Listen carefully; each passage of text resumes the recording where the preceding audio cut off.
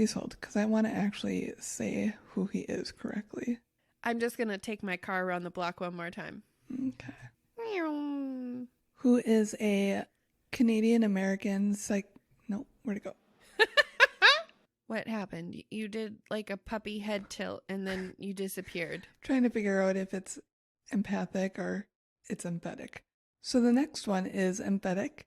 I always do the head tilt when I'm figuring out a word. Hello, welcome to what I do. I've never seen you do it that pronounced. It wasn't even the head tilt. It was the fact that after the head tilt, you were gone for like 6 minutes.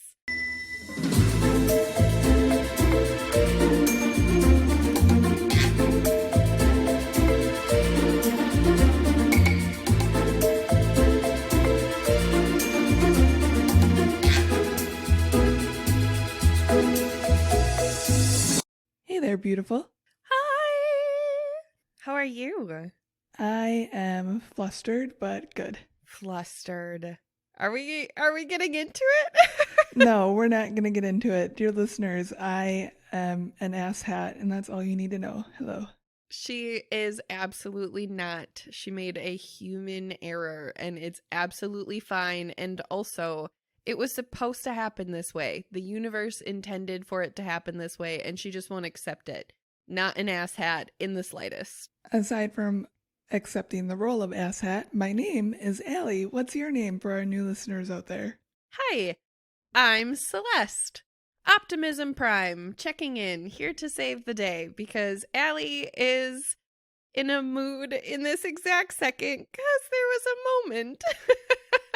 Welcome to Taboos, dear listeners. We're a podcast that discusses taboo cultures, often with drinks in hand and foul fucking mouths. There's some foreshadowing there. Thank you for letting me say fucking. Oh, girl, this was meant to be. Do you know what my shirt says right now? I can read it, so yes, I do. Dear listeners, since this is an audio podcast, please let me tell you what my shirt says right now, because I really thought Allie would narrate, and she did not. So my shirt currently says, feminism is my second favorite F word. Hey! I am so excited. That's why this shit was meant to be. I was wearing this shirt. Before we get into what we're talking about and our drinking and all the things, how was your day? My day was pretty okay, actually. I am currently on a mental health break from my life as a whole, because my life is mentally exhausting. So today I really did that, and I really sat with myself, and I was productive, but I recognize that my productivity did not affect any part of my day today other than I just wanted to be productive, and that felt really good. How was your day today? It was a crazy day, and apparently it just continued. So here I am. Hello. Hello. I am sorry that you had a crazy day today. And again, it was meant to happen this way. I really mean that. So I'm sorry that it did, and that's frustrating, because your feelings are valid. But also, I'm super excited about this. I'm more excited about this conversation right now anyway. Before we tell our listeners who might have already caught on to what the conversation's going to be about, what are you drinking today? I am drinking a beverage from La Guintas, I think. I'm going to go with yes. And it's called a Hazy Wonder IPA. And look at the puppies. Oh my god, he's so cute. The puppy face. It looks like little mapes. And it says, when a brilliant idea strikes, why do they say a light bulb goes off and not on? The difference between a spark of genius and a flash in the pan really just comes down to think or whim. But how can something so hazy be so bright? Life is uncertain, don't sip. Hazy Wonder embodies our endless fascination with hop-forward brewing, expressed in a bright and unfiltered light. Let us know what you think. And then the number. Wow, I wasn't ready for so many words. That puppy has a lot of really intelligent things to say. Apparently. It's really intense, actually. It's good. It's definitely weird. So it is very hazy. That's honest to God, but it tastes like a lemon meringue pie beer with haze. With haze. That's with haze. I needed to like really emphasize that the haze is separate. It's a very musky beer while still being very lemon meringue pie. I don't know. It's good. I don't know if I'm intrigued or... I bet you'd fucking love it, to be perfectly honest. I bet you'd love it. It's a heavy lemon beer. I mean, I love lemon meringue, so... I love you. So, what are you drinking? I am drinking Sauvignon Blanc by Cupcake that I picked up from the gas station and is currently in a mason jar because I am one classy ass bitch. You are a classy ass bitch, baby. Hello? Hello? Is that up on Patreon yet? No. Oh! You know what? It's delicious though, and I love my Sauvignon Blanc, so... I do know that's true. That is a true statement about you. So, should we tell our listeners what we're talking about finally? I think they have waited long enough. Dear listeners, if you haven't already caught on, today's episode is about cursing or swearing or cussing or whatever you call that form of language. Sentence enhancers. There we go. That's what I call them. I'm dead ass serious. So, before we begin, I do have a disclaimer. This episode is going to contain swear words that you may not have heard us use before. You've been warned. However, just because we may say them doesn't mean that we condone the use of them in all situations. And in no respect do we condone racial/ethnic swears, and those we will not be naming. That being said, let's dive the fuck in, shall we? Dive the fuck in, baby. Balls deep. Let's go. Is balls considered a swear word? Yeah, a low-level swear. I feel like, there's low-level swears. Now that makes me think of like low-level demons. And that brings me to supernatural. And now I feel like Crowley should be a part of this episode for some reason. So here's me bringing up Crowley. You said balls and I immediately go to Bobby, so I don't go to Crowley. Balls. Or idiots. Okay, I love that you still went to supernatural though, because that's a telepathy that we just really have that I appreciate and love so much about our relationship.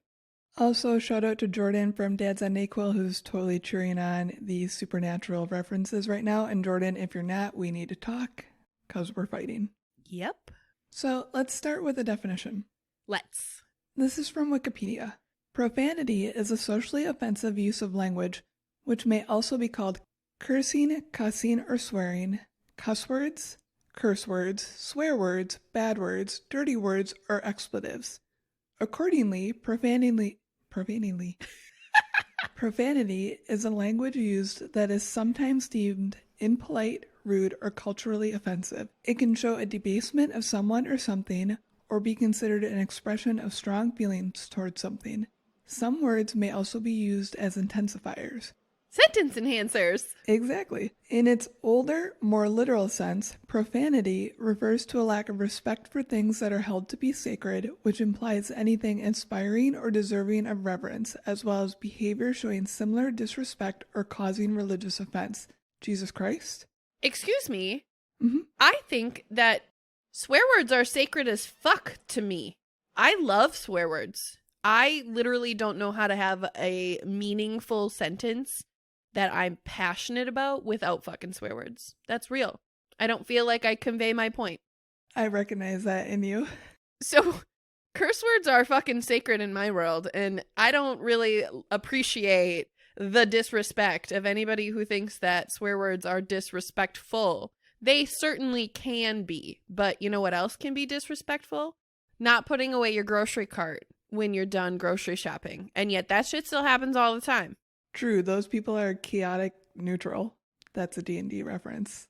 Thank you for that. I wouldn't have known that. So thank you for that life raft. But people who don't put their carts away at the grocery store, y'all need some fucking manners and your mamas are ashamed of you.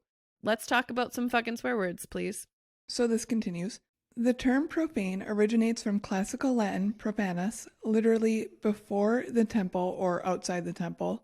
pro being outside and phantom being temple or sanctuary. It carried the meaning of either desecrating what is holy or with a secular purpose as early as the 1450s. Profanity represented secular indifference to religion or religious figures, while blasphemy was a more offensive attack on religion and religious figures, considered sinful and a direct violation of the Ten Commandments. Moreover, many Bible verses speak against swearing. In some countries, profanity words often have pagan roots that after Christian influence were turned from names of deities and spirits to profanity and used as such, like famous Finnish profanity word that I'm going to mispronounce, Perkele, which was believed to be an original name of the thunder god Ukko, the chief god of the Finnish pagan pantheon. Are you telling me that Christianity destroyed my accessibility to using curse words in public? Some of them. I don't appreciate that news. I appreciate you telling me so that I can appropriately place my anger at that fact, but I don't appreciate it being done. Carry on. So my question was, where did the concept of swearing come from? Because you hear curse words and swear words, and swearing an oath is an honorable thing. Exactly, yeah. So I was confused to where the concept of it kind of came from. So here's the history portion. Let's history, bro. This is from english.stackexchange.com. The notion of swearing being overtly bad or crude evolved from this meaning, where saying, I swear to God, is a solemn oath not to be taken lightly for fear of going to hell. Interesting. I feel conflicted about that. Well, for this reason, invoking sacred names over trivial incidences were therefore something that was not to be done in polite company and something that children should actively be discouraged by their parents from doing. So, saying, I swear to God you're going to XYZ was seen as offensive because it was a serious thing. When you're swearing to God, it should be on serious items. It shouldn't be something that is a hasty thing to say. It should be something that you're truly passionate about, that's very meaningful to you, that aligns with your moral compass. And I think the implication here is that when you are using curse words, or like in this example of I swear to God, your words might not be aligned to your moral value from a religious perspective. Yeah, you're essentially diminishing and blasphemizing the entire purpose of the swear. Yeah. Until the mid-1700s, use of obscenities, a.k.a. cursing, was treated completely separately, and during the mid-1700s, the two became lumped together as swearing and cursing, so one term, swearing and cursing, said together. Got it. By the mid to late 1700s, this was being frequently shortened to swearing, and the term swearing and cursing eventually petered out in the mid-1800s. That's crazy that it's that old, though. Yeah, and can I just say that language is so interesting to me, and I wish I had a brain that processed it better because I find it so amazing. No, real. Language is a fascinating fucking thing. It's complicated and insane, and it's fascinating how, as humans, we have gotten to this point, and there are so many languages. Yes, absolutely insane. But I really can't believe that this concept has dated back that far. So I'm really excited about this.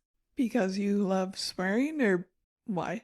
Yes, because I love swearing, and because I love history, and because I love you, and because I love when you do research, and because I love our show, and because we're all here now.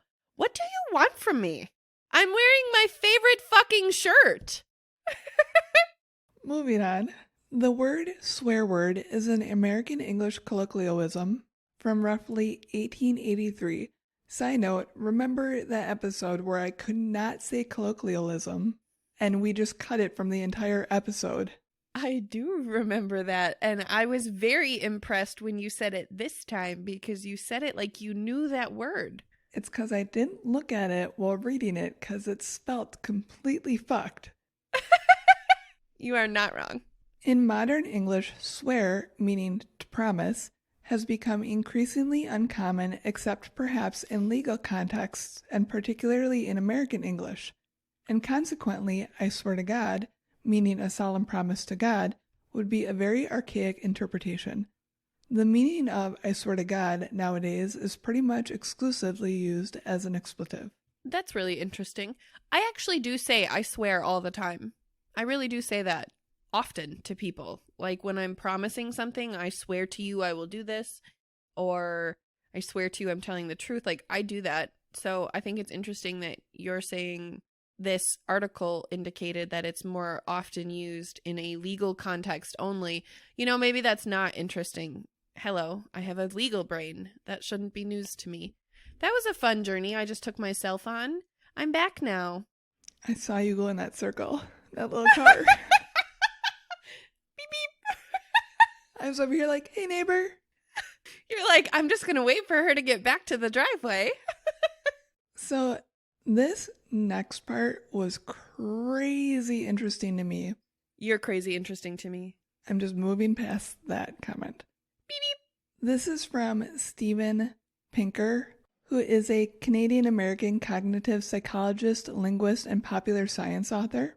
Ooh, that is an impressive rap sheet. So I watched 2 videos on it, and it wasn't the full presentation that he was giving. It was only on the portion that related to swearing. I'm going to link the videos in our show notes. Disclaimer, however, there is a racial slur used within it because he's using it in reference to the pyramid of swearing per se. Okay. It's only used once though, and I'm not using it here. I just want the listeners to know if they go listen, it is in there. So you've been warned. And we do not condone the use of that word personally. Exactly. But otherwise, the discussion itself, amazing. And I don't know if he's still alive, but he probably is. I don't know. If he is, I'd love to see him speak. We hope you're not dead. So different types of swearing. There are 5 according to what Steven Pinker outlined. While he was alive. I'm pretty sure he's still alive. He wasn't that old in the video. Although the video looks like it was filmed with a fucking potato. So that's why I'm unsure. He looked like he was maybe 40 in it though. So he's alive, you guys. Just moving on. Go look at stuff done by Steven Pinker. Okay. Okay, I'm ready. So the first form of swearing is abusive, used with the intent to abuse, insult, or intimidate someone, a.k.a. telling someone they're a piece of shit, telling them to fuck themselves, or calling them a cunt.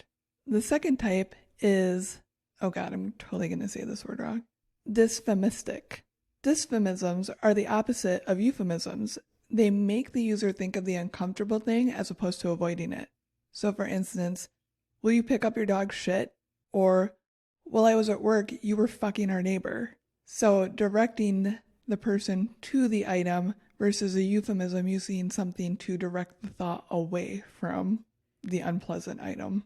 That's fascinating, bro. Oh my god, that's so cool. I am so excited about this right now. I love that news because these are some of my favorite words. These are a few of my favorite things. Are you going to sing that now? I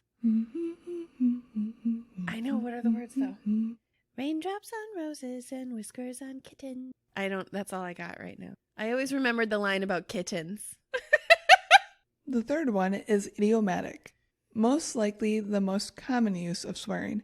It's used to show that a meeting is informal and that a person feels comfortable enough around the other people to swear. So using phrases like piss poor, what the fuck, get your shit together, and all kinds of non-committal swears, but it levels the playing field amongst your peers. Does that make sense? Yeah, absolutely. I think that it brings a sense of camaraderie to the conversation to a degree, and that's what you're saying. Yep, exactly. It says we're all equals here, and I feel comfortable enough around you to use this casual language. What's really interesting about that, though, is the hierarchy of who can bring that up, who can use the swear word in certain settings. Like, I'm just going to use this as an example. I remember the first time that I moved from our previous role in accounting to my current role in business, and my boss's boss dropped the F-bomb in not only my interview, but I'm pretty sure like every meeting that I ever had with him. And I love this man. He's a really good man. But I knew for a fact that I couldn't say the word back, even though in that meeting he did. There is a hierarchy, even though he used it in that sense of, I am making this a level playing field for you, and I am making you comfortable in this environment because I don't give a shit what I say in this environment right now. I'm making you comfortable. I know that I couldn't say it. So I think that that's an interesting perspective to that exact familiarity and camaraderie that is created with swearing. Yeah, that's an exactly perfect example, and one that they actually found in studies where if all the coworkers that were essentially within the same or similar job positions were together, they would use casual swearing amongst conversations within themselves. But once management came in, the swearing would tone down significantly. I mean, yeah, I think that's a very normal experience for people. And as I'm really sitting with that, I actually don't know how I feel about it. In thinking about it from the camaraderie perspective, I don't know how I feel about it in that setting as not this man using it, because I know this man and he's a good man. Okay, but I'm just thinking leader figure saying swear words in front of peers, in front of associates who are not as high in the food chain as them, right? Mm-hmm. I don't want to say below them because that's not how I operate, but on the hierarchy, that's how it works. And I really don't know, is that setting a false precedence at that point? Like of a false sense of security, maybe? Because as the associate under, I was really not uncomfortable by it. It did comfort me to make me know that he didn't have a stick up his ass and that he was cool enough to say swear words in front of me, but also made me uncomfortable in the sense of, but I can't say it back. So is this really a fair conversation? Are we really on a level playing field? Because if I drop the F-bomb in this interview, I lost it. Yeah, I get what you're saying. I think there are expectations set by society. Yeah, that's really what I was getting at, is that it's a double-edged sword in some cases. So the next one is emphatic. It's used to emphasize a point. So this is what you use. This is you. Oh, this is me. That's fucking amazing. I fucking love this. Holy shit, that's awesome. That's emphatic. Yes, this is me. The final one is cathartic. I have a really hard time with this word, you guys. Cathartic. Okay. I thought you said it right before you said I had a really hard time with this word. I don't know. Maybe. You did, though. You said it well. Either way, it's ridding your negative feelings and alerting others to your rage by using a swear to fully express it. Like when you stub your toe. So, one thing that I watched and read on this was, yes, you stub your toe and you swear to like let out that energy and those negative feelings. But another thing that they related to it was in the wild, mammals, when they injure themselves or when they run into a predator or another anything that raises their sense of fear, they will let out an exclamation of just like, "Rrr." We don't do that as humans. That's not what we do to like express angst or anything like that nature, unless you're working out or something like that, potentially. If you stub your toe, you're not just gonna like gorilla grunt. You're gonna swear. So it kind of morphed itself into this form of expression where you're both ridding yourself of those feelings and alerting others in a way, tapping into that primal brain, possibly. I think that that's fascinating. And I honestly, as you were doing that entire thing, I understood and related to specific instances of stubbing my toes, because stubbing my toe is like my number one reported self-injury, honest to God. And I do both of those things. I swear in moments of pain, and also I do the excellent rendition of a little gorilla grunt that you did. I do that also. That is a real thing that I do, and every time it's like all in my vocal cords, and I feel like an absolute fucking psycho when I'm done doing it, but it felt really good to come out of my body. Nice. And then I asked myself why I am this way. So those were the 5 different types of swears. This next portion, I have a fun little game if I can figure out how to get Ooh. it to work for us. Okay. I thought that was really cool, though, and I really align with the 5 different types of swearing. Like, I really do use swear words all the fucking time, you guys. Like, in all of those contexts, I swear all the time.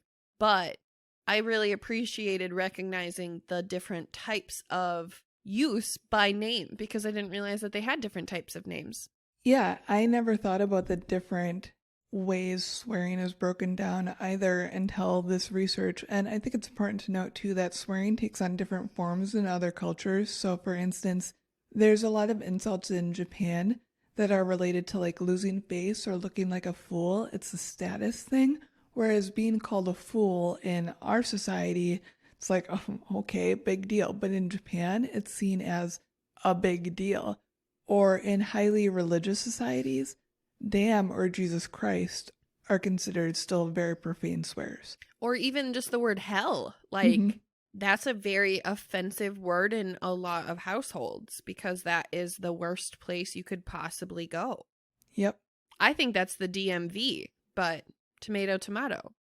Wow. So, you can't hear or read a taboo word without your brain stopping and registering it. It will not just hear it or see it as noise or squiggles. It registers it and says, stop, there's something here. I must acknowledge that this is a thing. And they know this because of something called the Stroop test. Are you familiar with the Stroop test at all? No. Okay, you've probably seen it before in like psychology classes. It's where a set of words is put on a screen and they are the names of colors. And initially, the color is associated to the name, like the name is written out in the color that is the name. So pink is pink and blue is blue, but at one point, the word pink is written in blue and blue is written in the color pink. Yep, and then you have to say the name of the color and not the word. I am very familiar with this test now. I've only done it in like implicit bias tests, so I didn't know that it was called that. But yes, thank you for clarifying that for me, though. Not a problem. So they performed the Stroop test with taboo words. And if I can get this video to come up. I would be really curious how I would do on this test now. Oh, look at you sharing things. I should have noted where it was. That would have been helpful. Okay, it's coming up soon. Okay, can you actually see these words first? Yeah. Okay, so can you read these words? Or I'm sorry, can you tell me the color of these words, please? Black, green, red, blue, black, green, blue, red. You did it extremely fast. In the video, the audience struggles tremendously with it. And I truly think that's because we swear quite often. Yeah. I'm not sure if that's actually true or not. But I failed this Stroop test. I'm sorry. Did I ruin your experiment? no, not at all. I actually figured that you were probably going to fly through it, honestly, because I went through it really quick too. But in the video with Steven Pinker, the audience does delay quite tremendously on seeing the words because their brain pauses trying to register. It's registering the word while they're trying to ignore the word and say the color. Interesting. Also, though, okay, so yes, I am very familiar with swear words. Some of those swear words that were on there, I was like, oh, that's a swear word. So my brain really did think about it, but also I'm good at, I don't know how to explain it. I don't know how to say it. I'm good at challenges like that. I'm good at the implicit bias test because I really am paying attention. Mm-hmm. I'm not saying that those people weren't paying attention or invalidating your research or the test at all, but maybe I wasn't a good test subject. Like I said, I figured you were going to fly through it. I just thought it was something fun to try. I loved it, though. That was really cool. I think it's also interesting to note that even though you flew through it, your brain was still registering the words you were reading as opposed to just the colors that you were supposed to be focusing on. Yeah. So if you're curious, you don't share it with me, But I'm curious. Let's see if I remember the words. Are you ready? Sure, I think I still have the screen up. Because I think I can do this. Oh, I do have the screen up. Okay, I'm ready. Okay. If I recall correctly, the words were, I might not do them in the correct order: fuck, piss, cunt, tits, asshole, shit. How many am I missing? 2. You want a hint? Yeah. They both start with P. Was one of them pussy? Mm-hmm. Oh, okay. Steven Pinker putting the pussy up there. And the other one is, I don't know. Prick. Shut up. Prick is not, okay. I did get yelled at one time for using the word prick, so I guess it is a swear word. But I'd never say that word. So, like, not because it's offensive to me. I just think it's a stupid fucking word. So I don't use it. But that was really impressive, actually. I impressed myself with how many I remembered. And I think it's interesting that, once again, your brain registered them enough to remember them. Yeah, because I really was reading them. I wasn't just focused on the color. I really was processing the words. Yep. That was a fun experiment. Thank you for doing that. Of course. So there are surprising benefits of swearing. This is from thebBC.com. Research shows that children start swearing by the age of 6 or younger, and we tend to swear about 0.5 to 0.7% of the time, which can amount to dozens of curse words a day depending on how much you talk. They have not met Celeste. Hello, dear researchers. Dear researchers, welcome to Taboos. Come over anytime. You can have a case study. My daughter is 7. She also says all kinds of bad fucking words. It'll be a good time. We're really going to screw up your data. Our curses may not even use the same part of the brain as the rest of our vocabulary and habits. Swearing is handled by the brain differently than regular language, according to Richard Stevens, a psychologist and author of Black Sheep, The Hidden Benefits of Being Bad. While most language is located in the cortex and specific language areas in the left hemisphere of the brain, swearing might be associated with a more rudimentary, older area of the brain. Aphasics usually have damage to the left hemisphere and can often have difficulty with speech, but there are plenty of recorded cases in which aphasics can use stereotypical language more fluently, meaning they can sing songs or swear fluently, Stevens says. Research with people who suffer from Tourette's syndrome, in which some have swearing tics, suggests that swearing is associated with a deeper lying brain structure, the basal ganglia. That's really, really interesting. Mm-hmm. And it was interesting to see that when we use swearing, it lights up the left hemisphere. It lights up the amygdala of the person that is receiving it, so the threat area of the brain. Of the other person. Mm-hmm.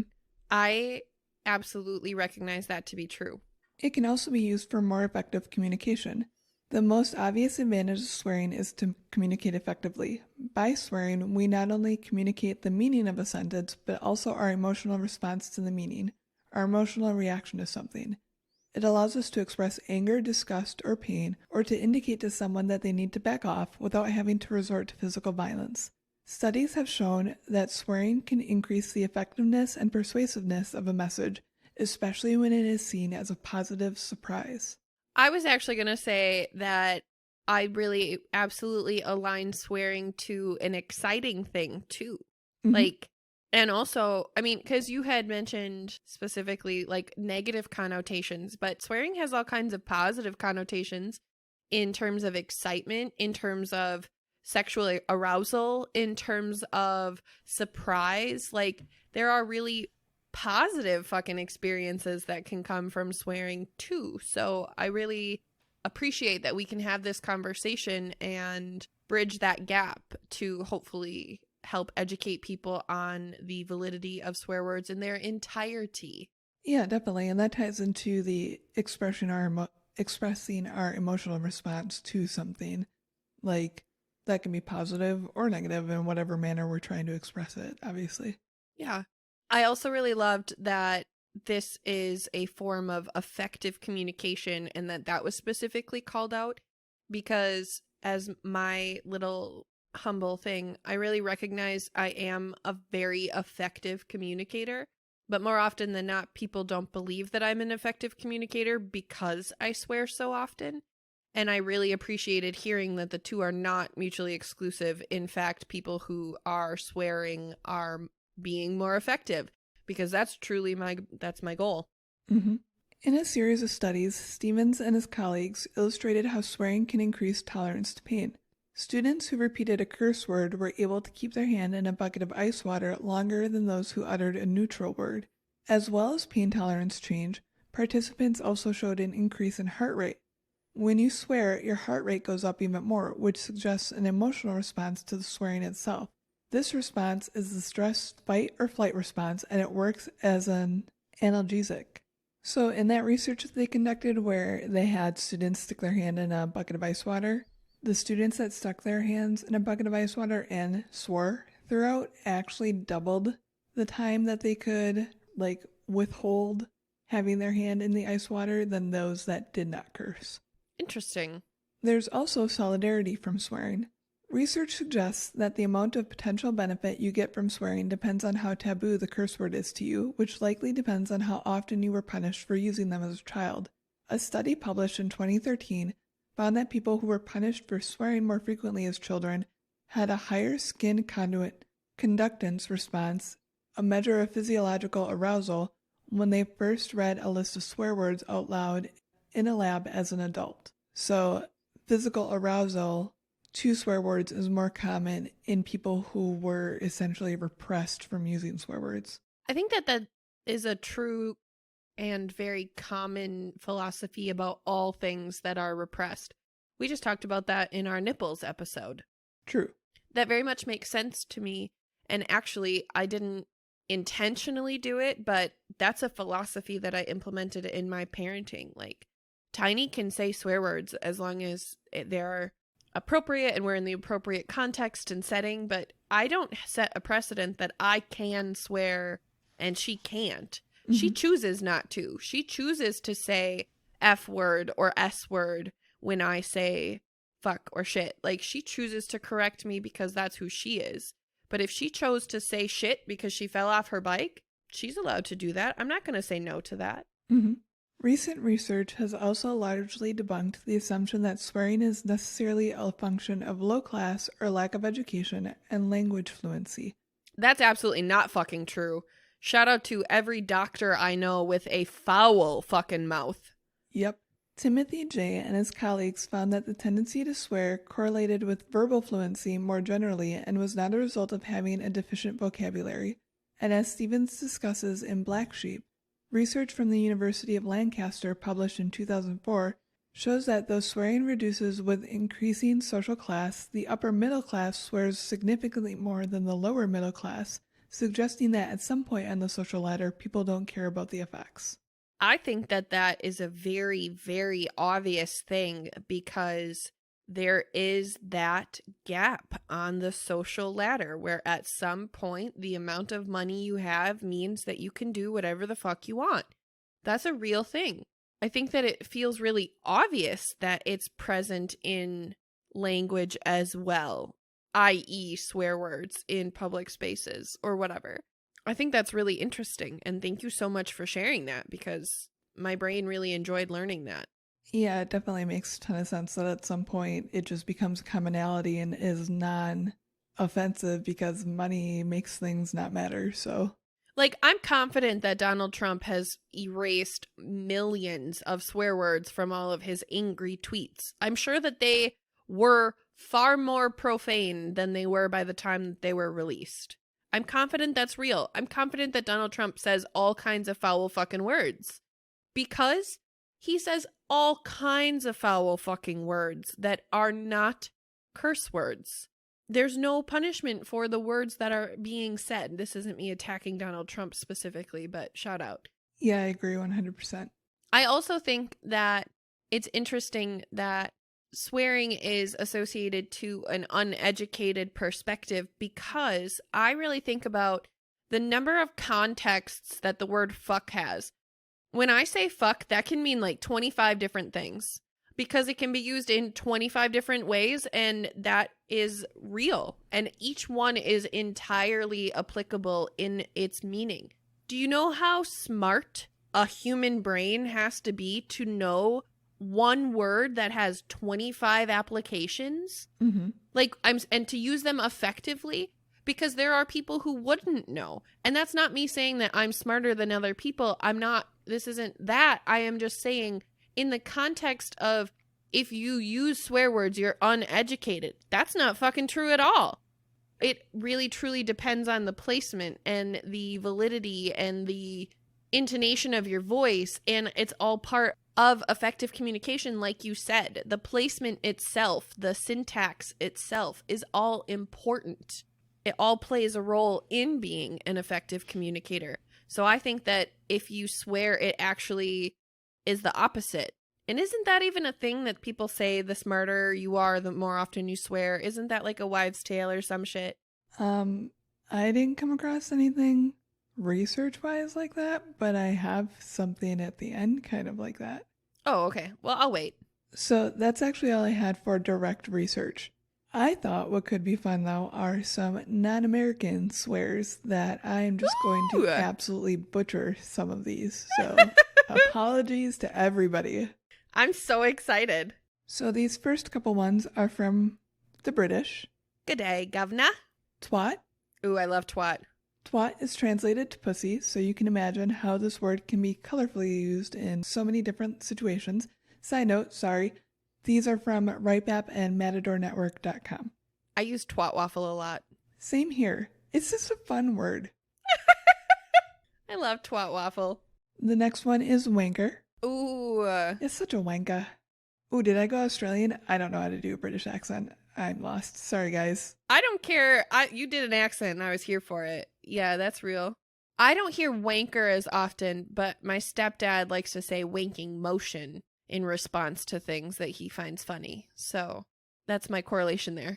So for anybody that doesn't know, the word wank means to masturbate, which means adding ER at the end means you're calling somebody a masturbator. What an insult.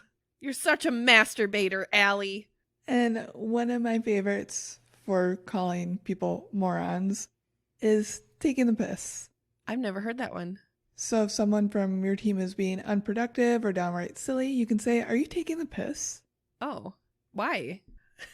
I don't have reasons. I just like it. Okay. So for my friends over in Australia, there is bloody oath, which is code for fuck yeah, often used for showing your immense support for something. Love that news. Then in Gaelic, there is, here we go, Marv a.k.a. short. Oh, hello, Lagatha. Actually, I said that wrong. Hang on. Mar iv ashk ort, which translates to a shroud on you, which I really like because it really is a curse. Yes, thank you, Lagatha, for sharing that word with us. Dear listeners, it only took me like 5 times. Check out our blooper reel. And then in German, oh, I love this one. There's Himmeldonnerwetter, which means heaven thunder weather. Wow, you did really good on that one, too. Heaven thunder weather. Oh, my God. And it's used as the equivalent of saying damn it. Wow. That's a lot for damn it. Can you imagine just being in a really shitty situation though and going, Himmeldonnerwetter? That's how I'm going to pronounce my frustration. No, I can't. From now on. I can't wait until Moose just starts running around saying that shit. In Argentinian Spanish, there is che boludo. Nice. Che is an Argentinian catch-all word that can mean hey or dude or man or bro. Typically you hear it said between friends, but boludo literally means ball sack, but it can also mean jerk. Oh! I am going to start calling people ball sack because that sounds like a good time. In Yiddish, there is geh koken offenjam, which translates to go shit in the ocean. Why do you know all these languages? No, I'm probably butchering all of these. Okay, but you say it not like you're worried about saying them like an idiot. So you're definitely saying them better than I would be saying them. Like, who are you? Google Translate? Yes.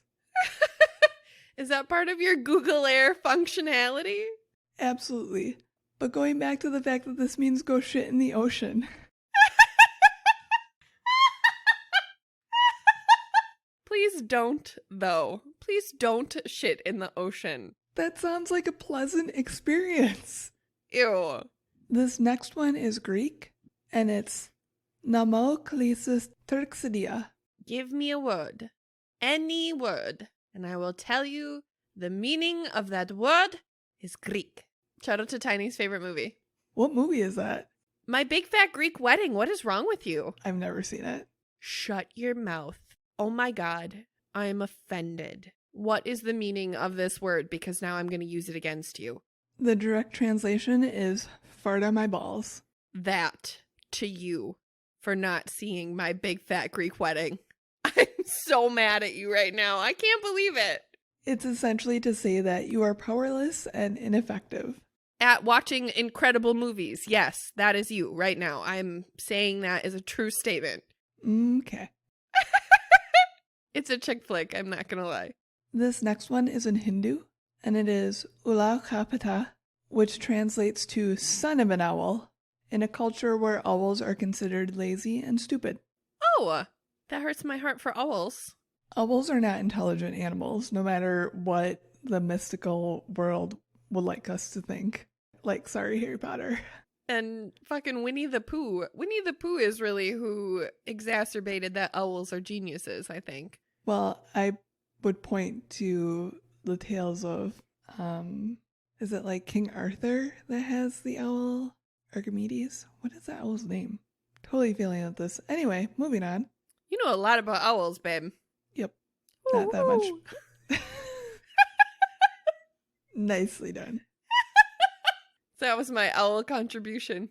And this final one is Polish. Jebech Slesa, which translates to you fuck hedgehogs. Poor hedgehogs. We do not condone bestiality. And that is what I had for other swears in other languages, and they may or may not be used anymore, but I say we throw them into our rotation. I am going to work on the pronunciation of some of those, and definitely are going to be in our rotation. Welcome to Taboos, where we say foreign swear words too.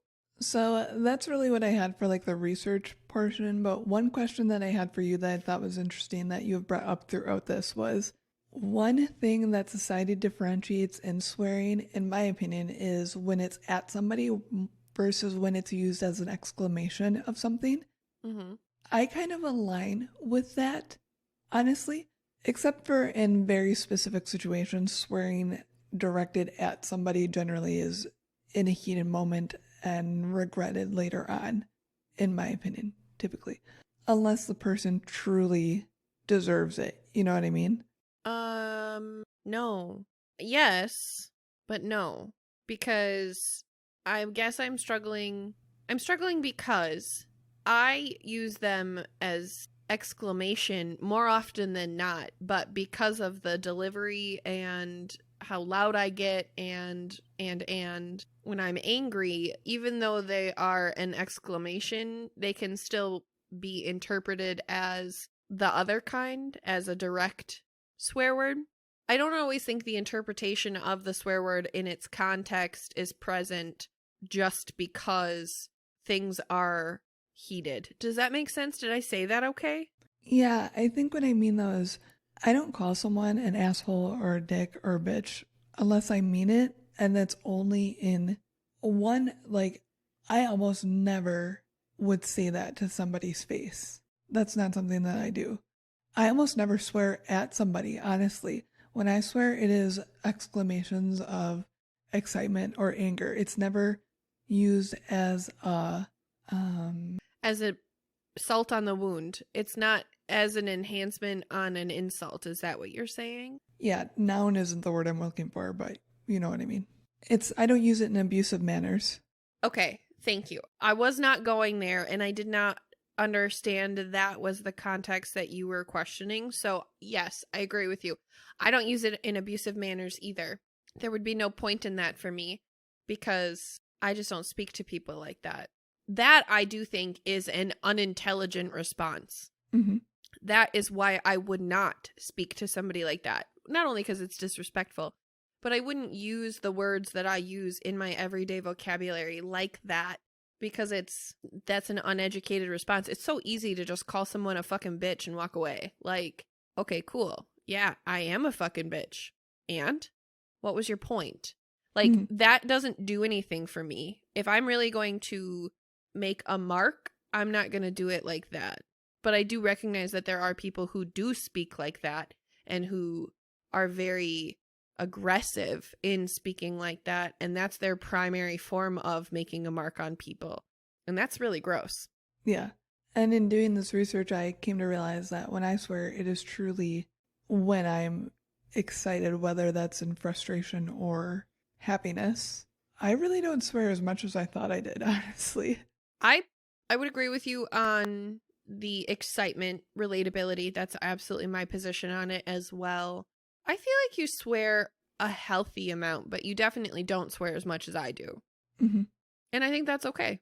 I don't know why I swear so fucking much, but I really do. And I don't know. I can't help it. The words just come out sometimes. And I can understand that. So that was truly all I had for this episode, but I do have a quote that I think is absolutely perfect and kind of ties into your earlier comment about education being linked to swearing. Excellent. This is from Stephen Fry, who is phenomenal. Do you know who he is? I feel like I know that. Isn't he like the fucking drive-through guy? I don't know what that is, but he's an actor, and I could name the movies that I would name of him that I know him from are movies that I don't know if you've seen, but like V for Let's Vendetta. roll with no. No. The Hobbit. Next. He is the master of Lake Town. Okay, those are the two that I can think of off the top of my head. He's in a shit ton of other stuff. He's just a gift to the world. Shout out to Steven. Sorry about the drive-through comment. Glad you're a gift to the world. The sort of twee person who thinks that swearing is in any way a sign of a lack of education or a lack of verbal interest is just a fucking lunatic. Ooh. Yes. Snaps all around. That's real. And that is what I had on swearing. I loved this. I loved this research. This was so fun and super important to me because obviously I love my vast little vocabulary. So thank you so much for doing this. What did you learn here today? I'm asking you first. I learned that I didn't swear as much as I thought, and then I learned that there are different types of swearing, which I thought was really interesting. That was my favorite part. Everybody go watch the Steven Pinker video. I also thought that that was a really cool part, to be honest with you. That was probably what I learned was the different types of swearing. And that was actually really important to me because you know how I like my little categories and my little lists of things. And I'm a very visual person like that. So seeing it laid out like that was really, really cool. As well as my favorite part being, not what I learned here, but my favorite part being the test. And that I actually did really well on remembering the remembering the words. That was also letters. Those are fun, letters. Unexpected twist for me. Yeah, you did really great on that.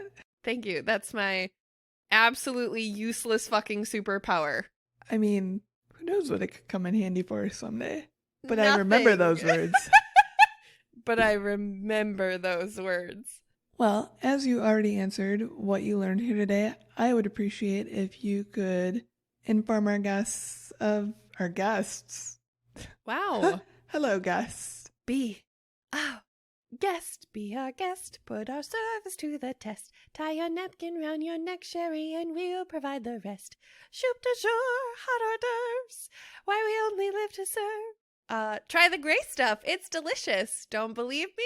Ask the dishes. Okay, so there was that. Sometimes I wonder what's actually wrong with me. I just need you to know that. Dear listeners, not guests, you got 2 songs in one episode. Welcome to this shit show. If you could inform everyone of the things, I would greatly appreciate it. Dear listeners, if you would like to reach out to us on any of the things, please feel free. You may find us on Twitter and Instagram at Taboos the Pod. We are just Taboos on Facebook. If you have any taboo topics that you'd like to suggest, you can shoot us an email at taboosthepod@gmail.com. Allie is saying no at me. That is wrong. At taboospodcast@gmail.com. That one she said yes to. I did good. We have a Patreon page if you would like to help us keep the lights on. We are an indie grassroots podcast, which means that we absolutely do this shit for free. So if you'd like to support us, we would be so very appreciative. You can find all of that information on our website, which is taboosthepod.com. How'd I do? Beautiful. Except for that one bit. They don't know about it. It might get cut. Who knows? It shouldn't, but okay. Also, dear listeners, just a call out here. If you want to tell us what your favorite swear word is, I'm super curious because Celeste, I already know what yours is. Otherwise, I'd ask. But anyways, for the listener's sake, what's your favorite swear word? My favorite swear word is fuck. I love the word fuck. I really, really love the word fuck. I have so many ways to say it. It makes me feel so many things. I fucking love the word fuck, but it must specifically be spelled F-U-H-K, and I have that for a reason. When I was 14 years old, my mother absolutely chewed me out for saying the word fuck, but I had spelt it wrong on purpose, and I yelled at her back because I was that child. And I told her that she couldn't yell at me because I didn't spell F-U-C-K, which is the traditional spelling of fuck. I made my own word. And she told me I was an idiot, but she never ever yelled at me again for saying the word fuck. And I have spelled it as such since. So for anybody who thinks that I'm stupid and don't know how to spell the word fuck, I'm not. Wow.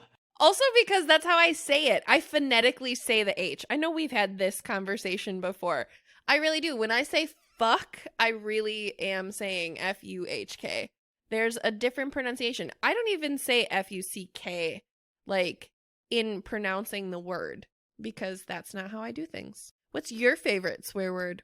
I just have to tell you that every time you spell it that way, all I hear is Goofy going, Excellent. I make that noise, too. Excellent. It's also fuck. It's just a fun word. Yeah. Traditional spelling, though, obviously. Yes. Traditional spelling, please. I like my C's and K's. I like my C's and K's. Shout out to CK. We love you so much. That was a telepathy moment. We didn't just edit that together, just so you know. All right. So now that we've completely derailed this shit show, shall we wrap up? Let's. And as always, dear listeners, do fucking you. Be fucking taboos.